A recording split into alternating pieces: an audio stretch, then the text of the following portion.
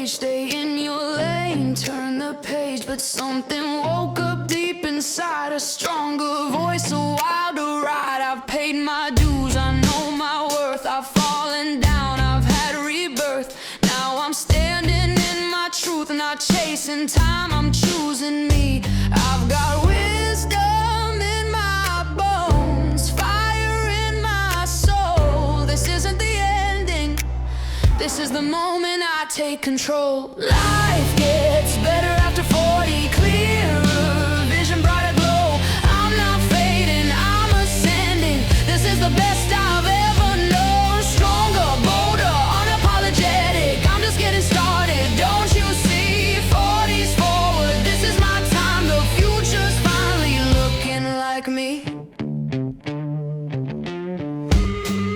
Hormones are banned. Now, some of you have heard me say this on social media, and let's dig in deeper. Why would I say something like this? So this is Dr. Betsy Greenleaf, and welcome to the 40s Forward podcast, where we are not aging, we are up-leveling. So get ready, because after the age of 40, this is our time like fine wine, where we're just going to keep getting better and better. So why would I say that hormones are banned? Well, currently, they're not. But are we heading down that road? Here's something that is happening, and I'm seeing this every single day, is something that is incredibly frustrating. So when the Women's Health Initiative came out in about 2001, we saw this giant backlash against hormones. This was a study that looked at a large group of individuals, of women, and it followed them over time because they wanted to look at the effects of hormones, and they were also looking at lifestyle. There's many different factors they were looking at in that study. And it was reported and kind of blown up in the media, in the New York Times. And the aspect of that study that got blown up was when they looked at two hormones together, estrogen and progesterone, and they reported that there was an increase incidence of heart disease and breast cancer. Now, going back in time and looking at that study with a new set of eyes, with what we know nowadays, we do understand that that was a poor study that was done on an older population that potentially had risks of these conditions anyway, and that the problem with that study was the type of hormones that were used. And the types of hormones that were used in this study were non-natural hormones, like synthetic. I don't want to use the word synthetic, because synthetic makes it sound like we can make natural hormones synthetically too. So, but they were not naturally occurring hormones that are found in the human body. And let's take one more step back with that. Why do those hormones even exist? Well, they exist for business purposes, because hormones were discovered and isolated as early as in the 1930s. And so scientists have known about that. They were commercially produced and available in the 1950s and 60s. But this was, 2001 when this study came out. But what happens is pharmaceutical companies doing what they do, which is business activities, is their job is to make something that doesn't naturally occur in that all right, let's take a step back. Things that naturally occur in the body can't be patented. If you can't patent it, you can't protect your intellectual property. You can't protect your intellectual property, you can't monetize it and protect your business. So pharmaceutical companies were doing what businesses do. They were like, well, let's make a different compound that's somewhat like natural hormones. We'll tweak that compound. We'll put some other little things on there, and we'll see if it works in the body like a hormone. And they were like, oh, look, it's close enough. It works like a hormone. So they took those compounds, those synthetic, non-natural hormones, and they sold them. And those were the types of hormones that were used in the study. And we now know that those hormones tend to be processed in the body down a pathway that can produce toxic metabolites. And those toxic metabolites, meaning they're broken down into these toxic chemicals that can damage our DNA. And we know that when DNA is damaged, that it could potentially turn on genes that could induce cancer. We also know that these toxic metabolites are incredibly inflammatory, and inflammation can lead to heart disease, can lead to other chronic diseases. So it was just this perfect storm of the wrong type of hormones in a study that showed a problem. And the other issue was this was in the estrogen and progesterone arm together. The estrogen by itself arm of that study didn't see the type of side effects that were reported in the media. It's kind of like if a study like that came out nowadays with social media, this would blow up and there'd be this giant panic. So what happened in 2001 with the Women's Health Initiative really set into motion this fear of hormones. And so it has taken us almost close to 2 decades. We're coming up on 2 decades here, a decade and a half, where people have been scared to use hormones because they cause cancer or they cause heart disease. Now, here's the other part of this. Hormones in balance, natural hormones in balance is the key. So, all right, so now we go, okay, non-natural hormones, bad. Now, we are now finally coming on that dawn of, hey, women are sick and tired, and men, though men are kind of, men, you're in on this too, but this idea of we've been told that hormones are bad for so long, and now we're seeing this hormone revolution where hormones are starting to be looked at in a way that they're not bad. And it's becoming more mainstream.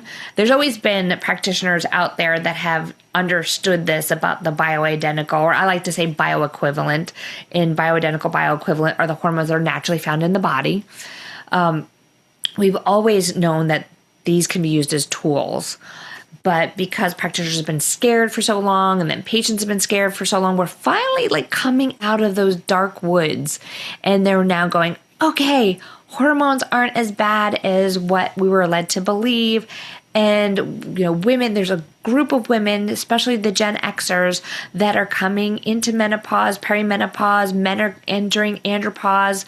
And I think it's really the Gen Xers that are pushing this agenda to be like, you know what, we're not going to sit still and take this as, oh, this is just aging, and this is just a normal part of aging, and this is what you have to deal with.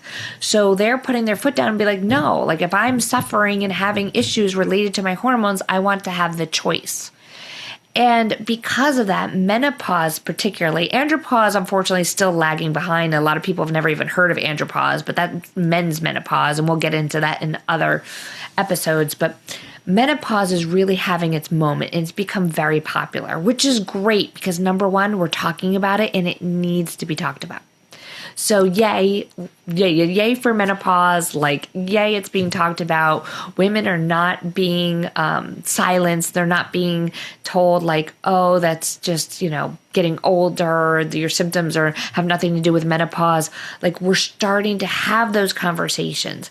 However, business does what business does. And so we're seeing from a business standpoint, as people are becoming very interested in this topic, businesses are going, ooh, how can we cash in on this popularity of this topic? Now listen, I'm not blaming the businesses. They're doing what they do, is find a trend, jump on it, and monetize it. That is the process that is supposed to occur. That's where the evolution of ideas occurs. That's where, we're going to see this big push in the next 5 to 10 years of new products coming out addressing these problems. Now, but the problem with this is every product that's coming out with the menopause name tag attached to it, is it really a good product? Or is it something that is just being marketed to us that you need this thing because you're in menopause? So this is where we're going to have a problem, because we really need to, as consumers, as doctors, as patients, as individuals, we need to be looking at these products and go, all right, is this a product that really has my best interest? Or is this a company that has seen an opportunity and said, oh, look, let's just smack the word menopause on this thing and we can sell it. And, whether it's like a wash or I mean, I'm seeing so many different menopause lube, or like, is it any different than what's already being sold? And is it being marketed to us as like a new novel idea product that's specifically been looked at and examined and studied for menopause? Or is it just like, hey, we're going to throw menopause on this and now you're going to get the same old thing? Or there might even be products that aren't even necessarily healthy for us, but they're being sold to us as this is what you need in menopause. So this is a problem. And this is something that I'm watching not only as a medical educator, as somebody with multiple degrees and multiple board certifications in this area, but also as a business analyst who has 2 business degrees. I'm watching this whole thing like unfurl in front of me, and I'm going, what in the world is going on? So yes, I'm very excited that we're talking about menopause, that things are happening and the world is changing and it's normalizing, and women are, requesting that they be heard and treated. But I'm also watching all these products and things coming in from the other side that not always in our best interest. Now, with that, we're also seeing companies pop up overnight where you can get your hormones online, not even see a doctor, and you can just go on the computer. It could be 2:00 in the morning and you're like, all right, I need hormones. Let me go look it up online, put my information in, and next thing you know, put my credit card in, and next thing you know, somebody's going to send me some hormones. This drives me absolutely insane. And then I'm seeing practitioners who fall into 2 categories. Either they're frustrated with the medical and insurance-based medicine and are struggling to make ends meet. I know a lot of people think doctors are rich, but that is far from the truth. They're struggling to make ends meet, especially if they're in insurance-based, and they're jumping into this now too. And they're going, okay, I need to get into the hormone field because I can make some money on this. So that's the one aspect. There are definitely practitioners who are like, I need to, I want to be able to help my patients, and now I'm not as scared to use hormones because we're finding out that they're okay. But the problem is they're not necessarily trained in using this. And so even our big organizations like the American College of Obstetrics and Gynecology for years has been really scared of making any kind of official comments about hormones because of that big scare that happened with the Women's Health Initiative. And their official stance has been, if you put people on hormones, put them on the lowest dose for the least amount of time. And their recommendation has not even to be to test hormones. It's just their recommendations are put somebody on a low dose and increase it as they have symptoms. And I get it. I'm stopping because I'm trying to figure out how I want to say this without being too accusative. They are trying to cover their butts because they say they really need evidence-based research to support the use of hormones. Well, once again, we're not going to have big, giant, randomized, controlled studies on bioidentical hormones because there's no research dollars in it. If you can't make money off of a product, there's no money coming in for research. And unfortunately, in the world of research, somebody has to pay to keep the lights on in the lab, to pay for the facilities, to pay for the testing mediums, to pay for the testing equipment, to pay for the staff.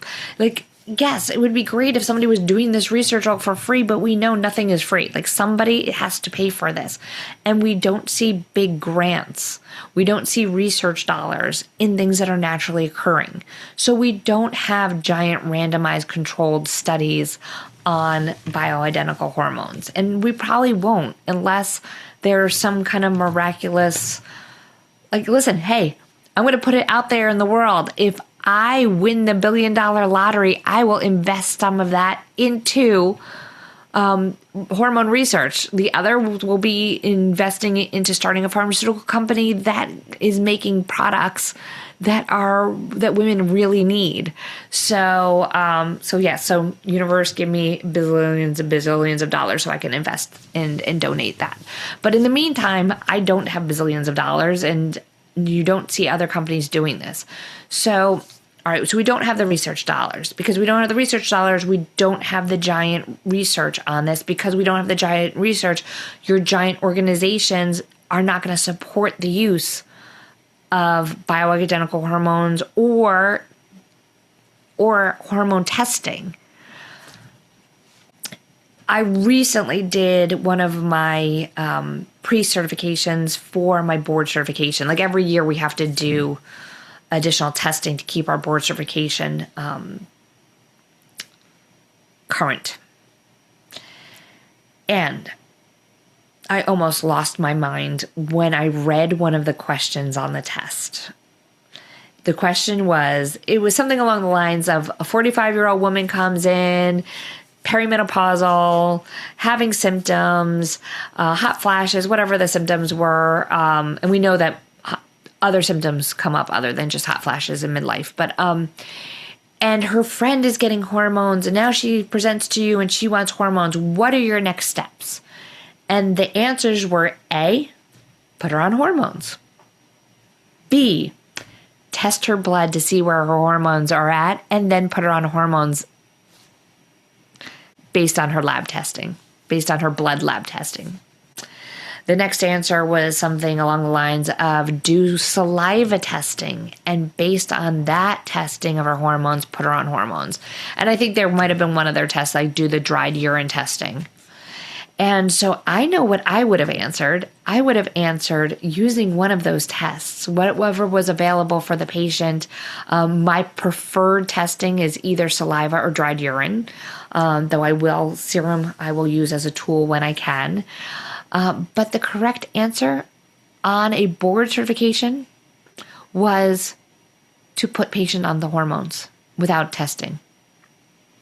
And so when we have these companies that are popping up and just putting people on hormones, they're not 100% wrong based on what we know and what is being done in medicine right now. My opinion, it's completely wrong.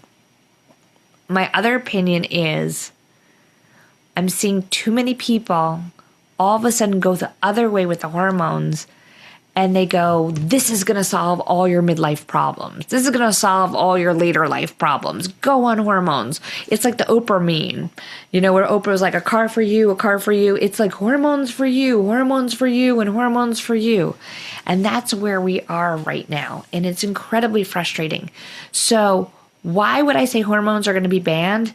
Because what I am seeing is the popularity of hormones by people who are not trained in how to properly use these as a tool is backfiring. I see patients that are getting put on hormones from these online companies, and they're just being thrown the hormones like they're candy, and they're not being managed properly. And we have to remember, hormones are a tool. they're not a panacea. They're not going to fix everything. And you could be on hormones, and if your body is stressed, your body's not going to use the hormones the way it should be. So we need to be looking at the whole person, one big picture. So we need to be looking at what are their stress levels, meaning are they getting enough sleep? Are you drinking enough fluids? Because I'm speaking to you if you're interested in hormones. Are you getting enough sleep? Are you drinking enough fluids? Are you eating healthy foods that are not inflammatory like the standard American diet? What is your emotional stress level? What is your financial stress level? What is your family dynamics? And is there any kind of stress on that level? Is there underlying illnesses that's adding stress to the body? Is your gut microbiome off? The bacteria in your gut is incredibly related directly to your health and related to inflammation and how you're going to process your hormones. Is your vaginal microbiome proper? If you're a man, what is going on in the prostate? Men too, if their gut microbiome is off, it's going to affect the libido. It's going to affect hormone processing. So there are I'm just touching on the very tip of the iceberg of all of the potential things that can be affecting hormones and hormone metabolism. Like, what is your exposure to toxins? What products are you using on your body? What are you putting in your body? What are you being exposed to where you live? What's the pollution levels? Are you drinking from plastic bottles? Are you being exposed to other endocrine disruptors, hormone disruptors that are going to throw off your hormones? So without looking at the whole picture, which takes a lot of invested time, you're not going to get that from a 10-minute visit with a doctor that is doing insurance. You're not going to get that from, and it's not that these doctors don't care, it's just they don't have the time to spend to get this deep into looking at someone's care. You're not going to get this from this online place that's going to throw hormones at you. So what I'm seeing time and time again is patients who are getting hormones. They're not being done properly. They're either being overdosed, underdosed, completely put on the wrong things. They may be, if it's a woman with a uterus, they're not giving her hormones to protect her uterus against cancer. And it is just like the wild, wild west. Like, people are just all over the place. And then to top it off, I'm seeing companies pop up that are teaching practitioners hormones. Some of these pellet companies that I will not call out in this forum because I don't like to name call, but if you ever see me in person, ask me and I'll tell you on the side. But there are companies that are training, especially the pellet companies, are training practitioners to put in hormone pellets, but they're also selling the pellets to the practitioners. So interesting enough, it's in that company's best interest for practitioners to put in more pellets because they make more money on the more pellets they put in. So what am I seeing? Some of the practitioners that have been trained this way are overdosing their patients because they don't know any better, because that's who they got their training from. So I'm seeing patients coming in where they're like, their hormones are completely out of whack, or they're saying their hormones don't work, and then they apply that to all different hormones and just give up on it, or they're getting overdosed. And what I think we're seeing is we're just on the precipice of this exploding. So if hormones aren't looked at differently and very, very soon, we're going to see a knee-jerk reaction from the FDA where they're going to say, oh, look at all these problems that are happening since hormones became popular. Because they're just going to track like, okay, people weren't on hormones, now hormones are becoming popular, so now they're going on hormones, and now we're going to see all these issues coming from, like, whether it's cancer or heart disease, and it's not the hormones that are the problem, it's that they're not being used properly. right? Like, gasoline makes a car go. But if you put gasoline in the oil tank, that's not where it's supposed to be. That's not how it's that's not how it's being properly used. So, brakes. A parking brake is a good thing on a car. But you don't drive with the parking brake on because it's not being properly used.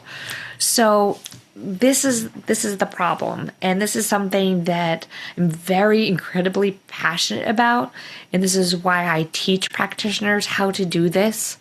But what I am predicting in the way I'm watching this, and I just had a conversation with one of my colleagues yesterday, and she is losing her mind too, because she has patients that know that she does hormones, but yet they're going online and getting their hormones from these online places, and they're coming in with their hormones all completely out of whack.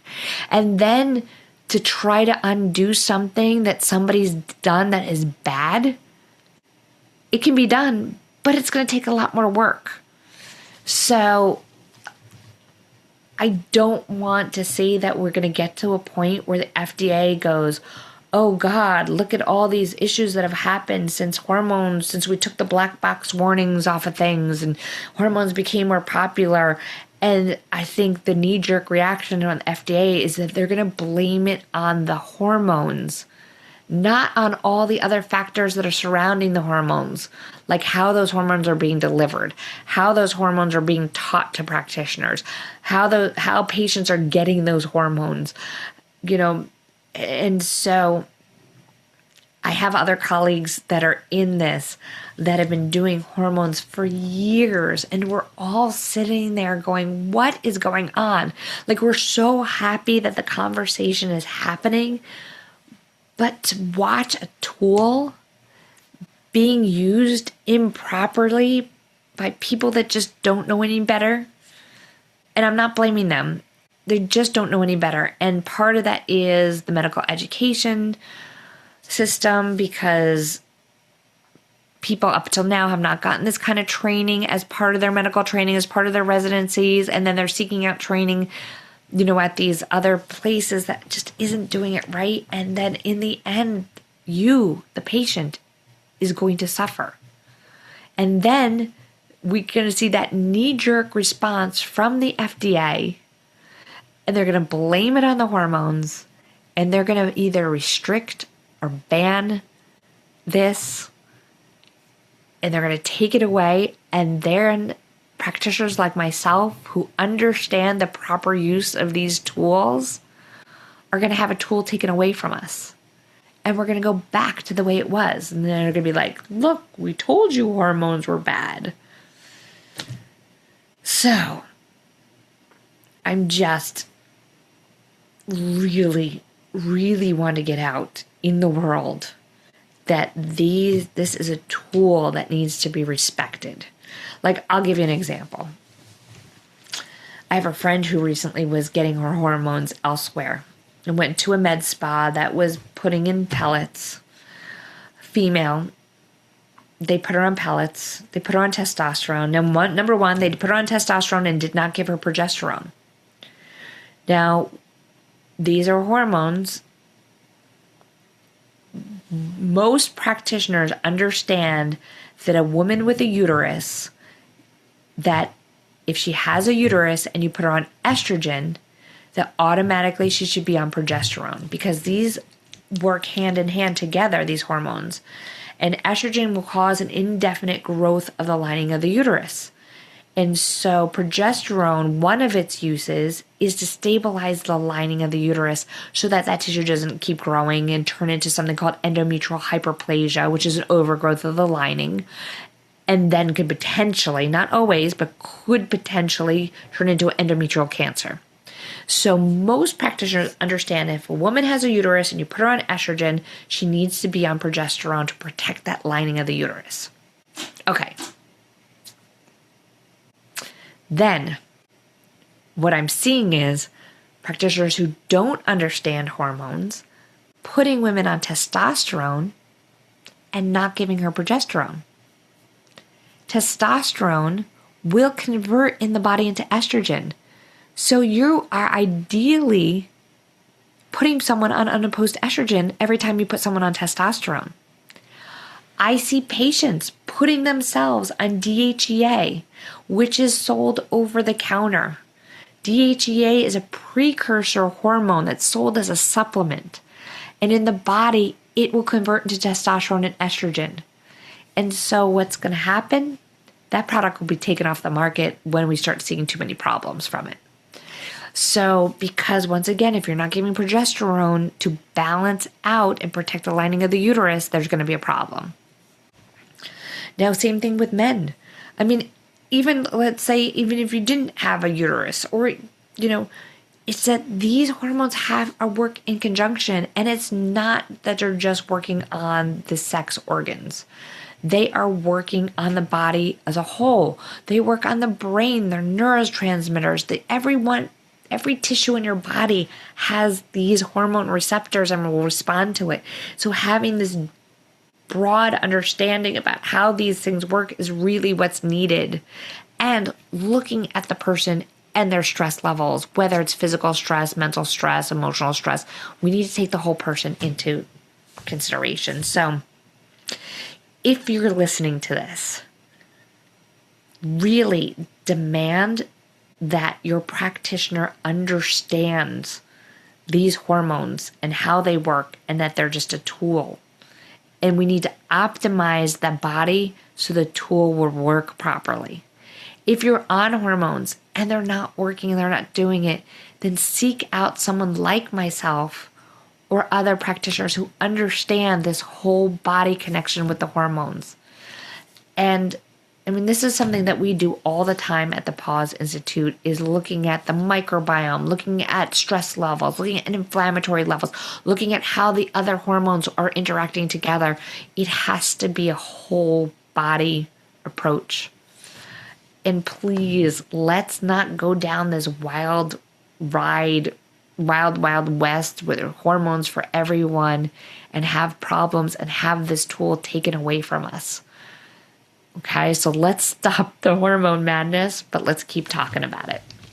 So if you liked this episode, make sure that you follow, share, tell your friends. If you have a friend who's on hormones, make sure that they understand what's happening, and let's keep the conversation going. And this is Dr. Betsy Greenleaf with 40s Forward, because you're not going downhill, you're leveling up, and life is just getting better after the age of 40. Life gets better after 40, clearer vision, brighter glow. I'm not fading, I'm ascending. This is the best I've ever known. Stronger, bolder, unapologetic. I'm just getting started, don't you see? 40s forward, this is my time. The future's finally looking like me.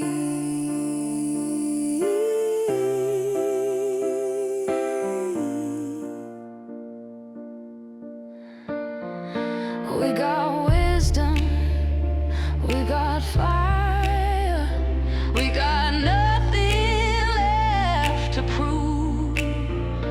This is power, this is freedom, this is living fully you. Life gets better after 40, this is where I rise and shine. 40's forward, full of purpose, I'm stepping into my prime.